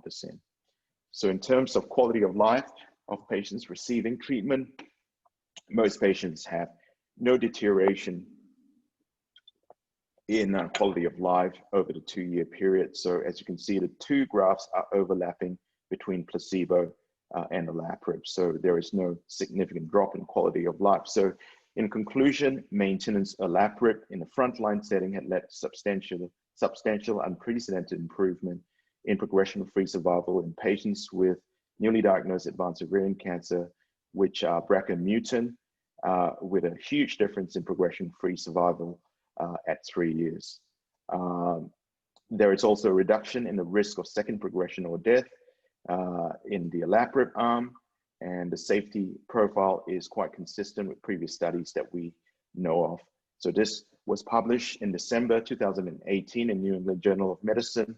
And I would just like to sort of mention that since last year, there has been 3 other publications in New England Journal of Medicine of 3 other PARP inhibitor trials that had shown a progression-free survival benefit in frontline treatment of ovarian cancer. The PRIMA trial with niraparib, the PAOLA-1 trial of olaparib with bevacizumab, which only benefits BRCA and HRD positive patients, and the VILIA trial. Now, Angela Jolie has been a huge advocate for BRCA testing, and it's been 7 years since she had a prophylactic double mastectomy and bilateral salpingo-oophorectomy. So she has been a great advocate for testing. And I would sort of probably want to pause there for a minute and sort of quickly switch gear before I sort of turn to question time. PARP inhibitors has been more established in the recurrent ovarian cancer setting, and SOLO2 trial is what I would briefly mention.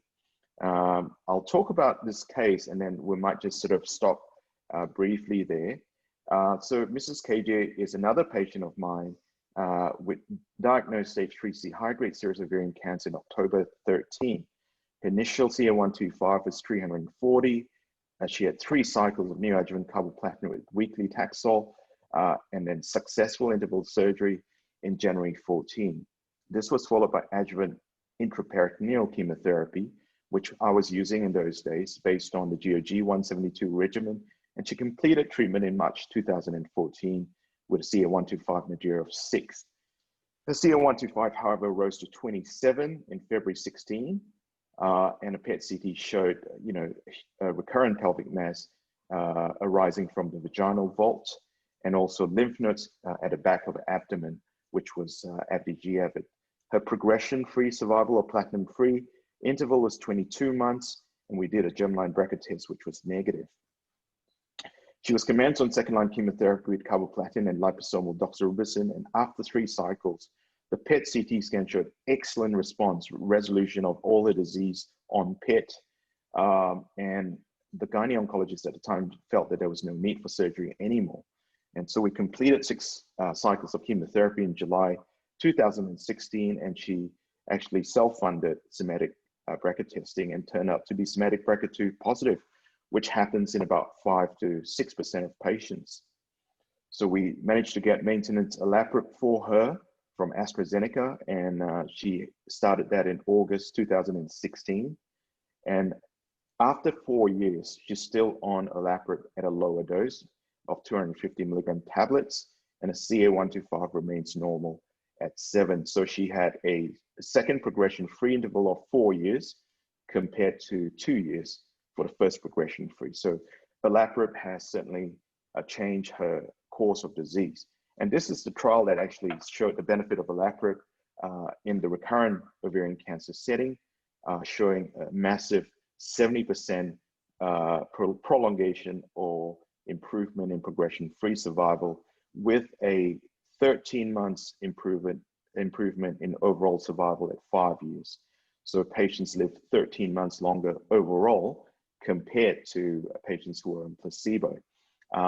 However, we note that this is despite patients crossing over, and when they progress on placebo, they actually subsequently got PARP inhibitors as well. So in spite of that, there's a 13-month survival benefit. So what I would conclude is that PARP inhibitors are now established maintenance treatment options for patients with BRCA mutations in the upfront setting after surgery and chemotherapy for stage 3, and for high-grade serous ovarian cancer for women with BRCA mutations and HRD mutations, and also in the recurrent platinum-sensitive high-grade serous ovarian cancer setting after response to second and subsequent lines of platinum-based chemotherapy. The toxicity profile is well established and is manageable, and there's no significant detriment to the quality of life. So I'm happy to take any questions at this point. Thank you very much, Jeff. That's really exciting, and I'm sure that many of our patients listening in appreciate how amazing results these are. We already have a question there for you from Pauline, Jeff, and the question is about neuropathy. So does olaparib enhance neuropathy? No, most of the patients actually develop neuropathy from paclitaxel in the frontline setting, or even subsequent lines of treatment with paclitaxel chemotherapy. The neuropathy from paclitaxel persists for many months or even a few years after it's finished. What I would say is that the neuropathy actually improves over time, and olaparib does not add to it. There is really no signal for neuropathy from olaparib. Okay, so it's not one of the side effects. So with regards to the other side effects, you said that they are quite well managed, manageable. So from your experience, how does the recovery and so on usually look? I think the key side effect that puts people off is nausea and lethargy. The nausea tends to be in the first 4 to 6 weeks after you start olaparib or drugs like olaparib, and that gradually diminishes over time. So what I would encourage women to do is to try taking olaparib with meals, and also perhaps take Maxlon or simple antiemetics, which your oncologist will supply. I usually supply Maxlon, and in some cases I may need to use stronger drugs like ondansetron. So the nausea settles after 4 to 6 weeks usually. In terms of lethargy, I would encourage more physical activity and exercise, and that again, in my experience, subsides over a period of time as well. That usually gets better, or women get used to the lethargy and they get on, I guess. Don't forget that initially, when you're finishing chemotherapy and then starting those new drugs, there's probably a period of overlapping toxicity. So the longer you are away from chemotherapy, the less lethargy there is. Yeah, okay, great. So we have 2 similar questions here about availability, Jeff. So one is, how do you get the tablets for the PARP inhibitors? And the other is, when will Avastin and Lynparza be available to a patient? So Avastin is available anyway to patients. who have suboptimally debulked stage 3 disease or stage 4 disease, but the TGA has not listed the combination of the two drugs together as yet. Olaparib is available for patients who are germline or BRCA mutation positive in the frontline setting after initial chemotherapy. In the recurrent setting, it's also available if patients respond to platinum-based chemotherapy. We can switch those patients to olaparib, and that's PBS government funded if you're BRCA 1 or 2, or either somatic or germline positive. So if you're BRCA positive, it will be funded. The bigger problem, I guess, the bigger question is for patients who are potentially going to benefit, but we can't yet get access for you as yet because the HRD testing is not standard as yet. So HRD is also testing mutations other than BRCA that could benefit from this drug. So best I guess, speak to your medical oncologist and they will help you to find the best pathway for you to the optimal treatments. And certainly I'm involved in clinical trials, with a lot of trials, and if I can access a PARP inhibitor on the clinical trials for my patients, I would definitely get it for my patients. Yeah. One trial that is open at the moment is ICON-9, which is run through ANSCOP, and that provides access to olaparib, irrespective of BRCA mutation status. Okay, that's really interesting. So I guess encouraging patients to join a clinical trial if they're interested. So there's a very specific question there from Yvonne, Jeff, which you may want to answer in the chat later. And then just one more question. Why don't you prescribe PARP inhibitors for all ovarian cancer patients yet? We know that it works in epithelial ovarian cancer, and it works very, very well in BRCA positive cancers. In some trials, like the PRIMA and NOVA trials, it also works in patients who are platinum sensitive, but the degree of benefit is much smaller in those patients. And then you have to balance toxicities and being on those drugs for many years, really, as to whether it's, for the small benefit that you're getting, whether the toxicity was worthwhile. So I think it's a balance, and there's also the cost of it. It's not funded for patients who are not BRCA positive at the moment. Yeah. Okay, great. Thank you, Jeff. So would you please respond to Yvonne, maybe in the chat function? You can choose just to respond to Yvonne, or you can choose to add all participants if you think it's relevant for all. Okay, for sure. I will so just in the that. chat, Jeff. Thank you. Thanks so much, Jeff. That was an excellent talk and has given us a really good overview of where we are at the moment. And I know your talks are always so much valued by our participants. So thanks heaps, Jeff. Thanks, Monica, for chairing, and thanks, Andreas. Thanks. It's my great pleasure now to call upon our last speaker for today, Professor Andreas Obermair, Director of Research at the Queensland Centre for Gynaecological Cancer at the University of Queensland. And Andreas is going to talk to us about the FEM trial, which was a non-surgical, which tested a non-surgical treatment for women with endometrial cancer. So over to you, Andreas. Thank you, Monica. Well, it's a great honor to present these study results for a couple of reasons. One is that these trial results have never been presented before, and I realized that there are, according to our poll, there are 20 patients with endometrial cancer on this webinar, and I certainly dedicate this talk to our patients who volunteered to be part of this trial. And so I'm very proud that we're able to present this results here for the first time.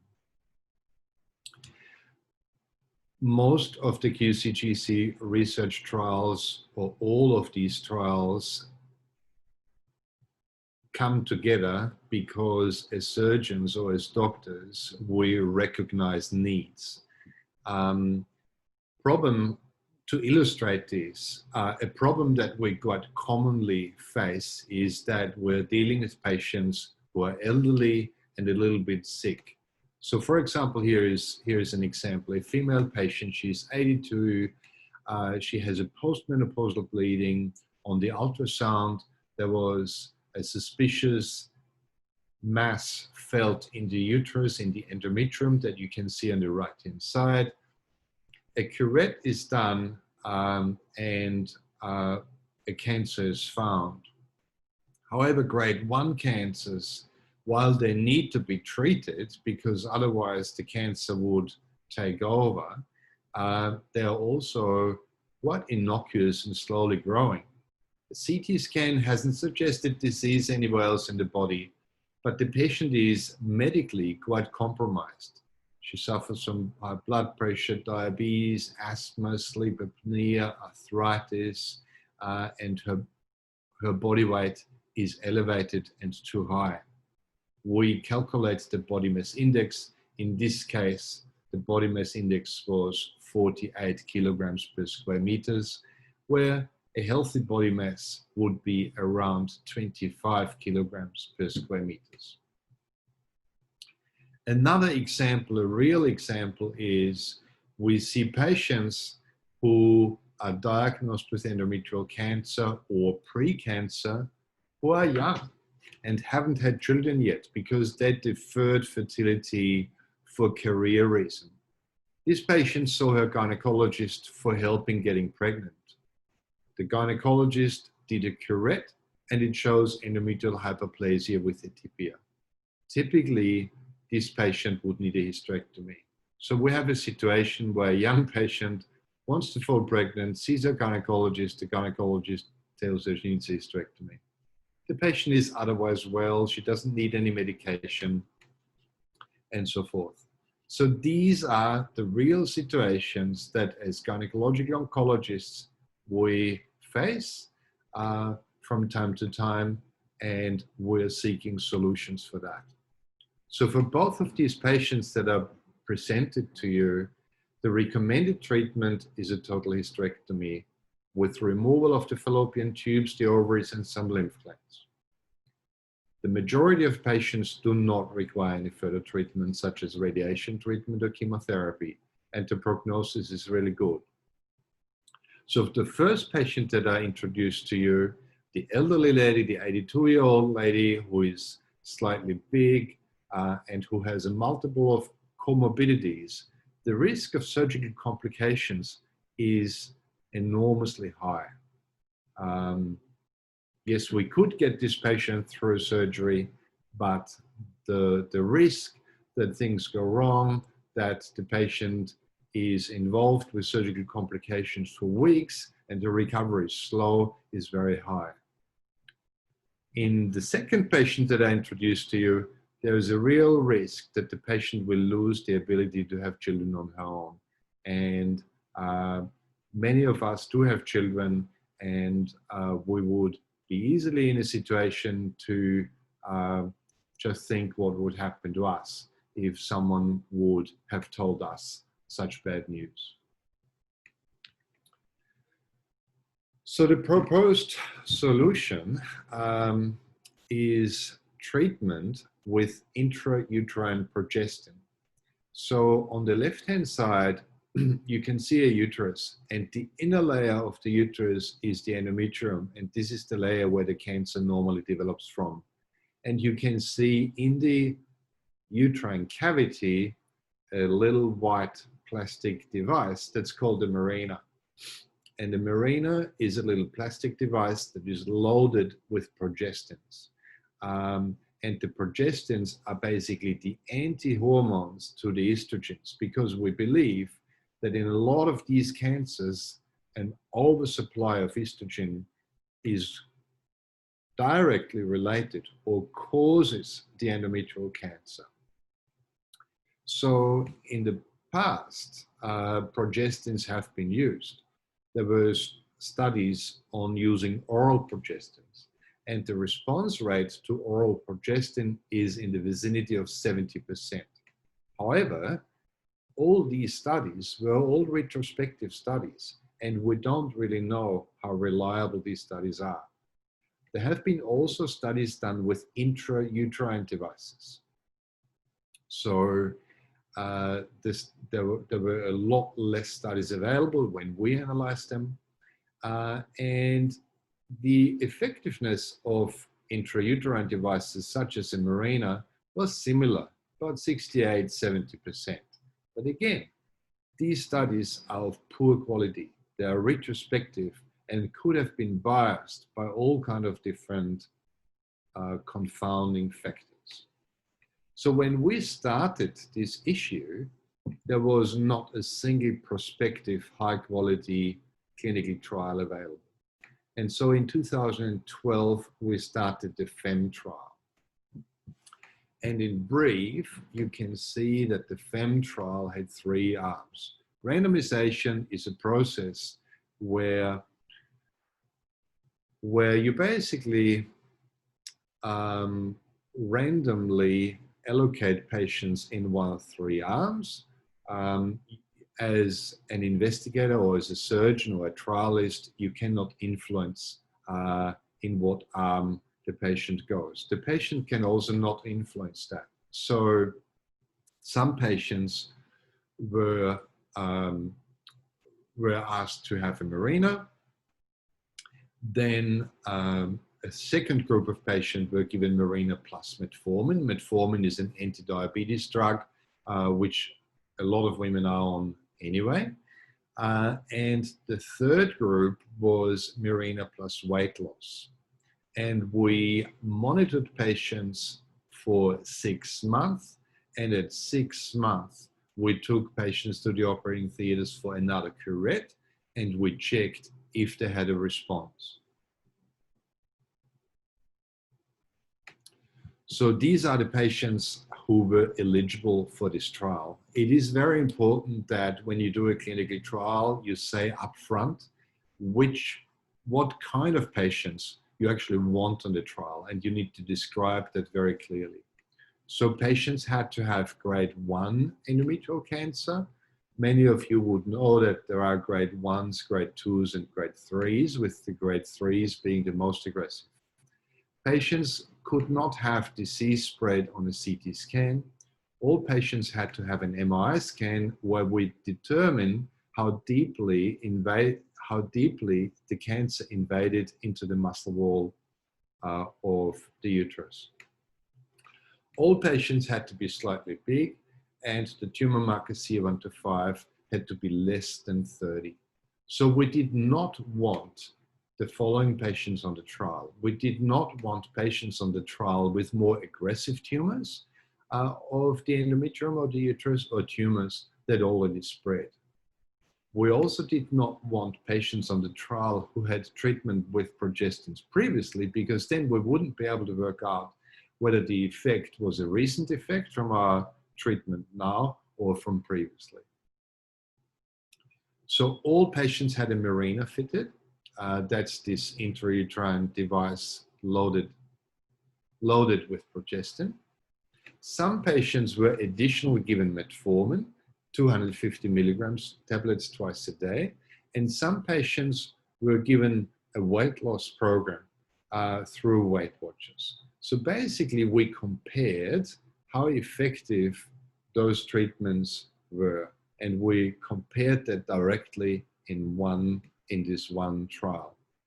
And we thought that we are successful if at 6 months of this treatment, there was no cancer or no hyperplasia with atypia left in the endometrium. This is what we considered was successful. So now to the results. We asked 912 patients to participate. So our QCGC research team went out there and spoke to at least 912 patients. Of those, 165 patients were deemed eligible and were enrolled, and these 165 patients agreed to be enrolled. These patients were on average 53 years of age, and the average body mass was 48 kilograms per square meter. 40% of these women were younger than 40 years of age, and 96 patients had endometrial cancer, and 69 patients had endometrial hyperplasia with atypia, which is a pre-cancer, or in some of these patients, they actually also have cancer. The compliance with the treatment was very high. So 79% of patients in the metformin arm took the medication for 6 months. And weight loss participation was extraordinary. It was 60% for 6 months. And so after the 6 months, we had 2 independent pathologists looking through the microscope and determining what the curettings were. And these are the results. So in the Mirena arm, about 61% of patients responded. And they had a complete response, the absence of any cancer or endometrial hyperplasia with atypia. In the Mirena plus weight loss arm, that was 67%. And in the Mirena plus metformin arm, it was 10% less. It was 57%. And on this graph here, you can see, strictly spoken, the weight loss arm did significantly better than the other arms, because those 2 whiskers here that I'm showing you are to the right of this vertical line here. That means that the response rate of 67% was beyond chance, whereas in the Mirena only arm or the Mirena plus metformin arm, the result could have been achieved by chance. Overall, the response rate was higher in patients who were treated for endometrial hyperplasia with atypia. It was 82%. In patients with endometrial cancer, overall, the response rate was 52%. So we just learned that weight loss was the most successful arm. So what is possible with weight loss? In our study protocol, we defined that a weight loss of 7% of body weight or greater, we determined was successful. However, patients in all arms lost weight, probably because surgeons like myself would have told patients that losing weight is probably the single most effective intervention that patients can do to improve their health and survival probabilities after an endometrial cancer diagnosis. 1 in 5 patients in the Mirena arm lost 7% of body weight or more, compared to 25% in the Mirena plus weight loss arm. So the Weight Watchers program was actually successful in at least 1 in 4 patients. And in the metformin arm, that rate was the lowest. What was the side effects of the treatment? We hardly had any side effects. So this is a treatment, hate to say, but there are almost no side effects. Hate to say because normally we're very upfront with side effects, and you know, you can. I don't want you to think that we're hiding side effects. There simply were none. We carefully checked that. So coming to the conclusions, we have now for patients with endometrial cancer a non-surgical treatment that works in patients in about 82% of patients with endometrial hyperplasia with atypia, but only in about 52% of patients with endometrial cancer. With weight loss, we possibly can accelerate the response rate. And that's a very important lesson to learn. There are not a lot of side effects. And the trial that I presented to you today is worldwide the first clinical trial comparing treatments and comparing different treatments. Unfortunately, we were unable to identify factors that could predict response to treatment, because at the moment you could say the treatment is obviously very successful in about half of patients that we treat. And we would love to know who those patients are, who those 52% of patients are, and what molecular and genetic mechanisms are at work here that trigger the response, or what mechanisms prevent a response from happening.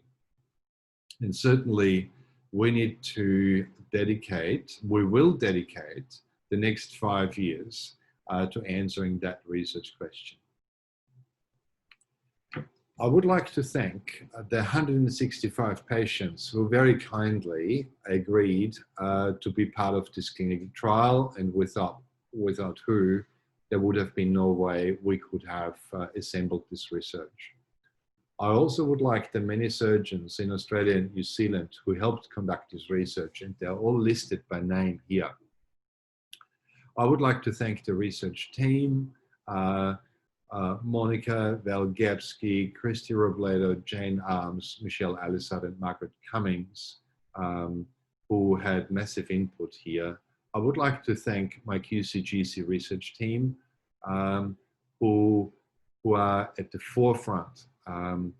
And last but not least, I would like to thank those institutions who funded this trial, because as you are aware, without funding, we're not getting anywhere. In particular, I would like to thank the Jewish Women's Cancer Foundation, because we already received funding for this next stage to determine who is going to respond and who doesn't respond. We already received funding for the molecular phase of this study from Cherish. And I'm very grateful for that. Finally, I present and ask to you.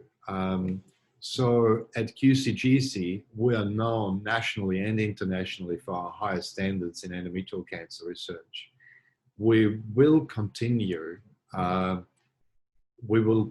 this research, and there is obviously a lot of research still to be done. What I presented to you was just the first step, which is amazing, and I hope you will agree with this.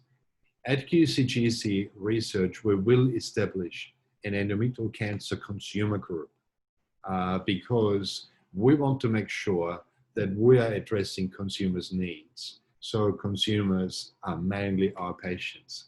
If we wouldn't research what our patients need, there is no point doing this research. There will be meetings of this endometrial cancer consumer group, and those meetings will be on Zoom. They will not be in person, maybe a couple of times a year.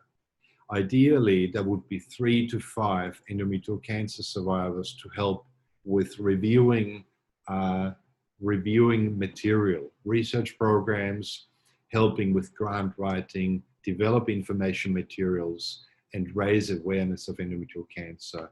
And maybe if we get to this stage, even lobbying. So if you're one of those patients who feels that you would be willing to be part of the endometrial cancer consumer group, please contact Lisa Harold, who many of you know anyway, on l.harold1@uq.edu.au. Thank you very much. So just one quick question came through for you, and that was, did women sustain the weight loss after 6 months? I would like to give you an answer on this. I think that's a very reasonable question, but I can't, because the next stage of our research is that we follow up patients for more than 6 months. And for this particular research, we just looked at the 6-month period. But you're absolutely right. That's a very important question, and we will need to follow that up. Great. Well, thank you. I'm sorry that we can't keep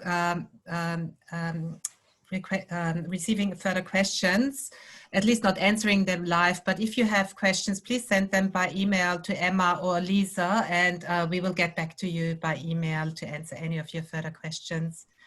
So this concludes the presentation program, and so I would like to hand over to you, Andreas, to now say the goodbyes and look ahead. Thanks, everyone. Thank you, Monica. So for those symposium viewers who are based in Australia and looking for a local adventure destination suggestion for 2021, please join me on a trek to the Larapinta in June next year. We're raising money for gynecological cancer research, and please check out the website at cherish.org.au. That is cherish.org.au. I would like to extend my sincere thanks again to all presenters for giving us your time today, and especially everything you are doing to help find better treatments for women with gynecological cancer. We heard extraordinary presentations today, and I enjoyed them thoroughly. I greatly appreciate the sponsorship support of AstraZeneca. It would be extremely difficult to deliver events like this without their support. I would like to thank Monica for hosting the symposium and all your hard work behind the scenes. And certainly I would like to thank the QCGC research team. And on behalf of the team, I thank everyone who registered, pardon me, and tuned in to our first online symposium. If you have any questions or ideas for improving these events in the future, please have your say in a follow-up survey that we'll email to you shortly. And that will also give you Lisa's and Danielle's email address. Thank you very much. Thanks, Andreas and Monica. Thanks, everyone. Goodbye. The recording will be available early next week, and you will get an email to inform you where the recording can be accessed. Bye, everyone. Have a great weekend. Bye.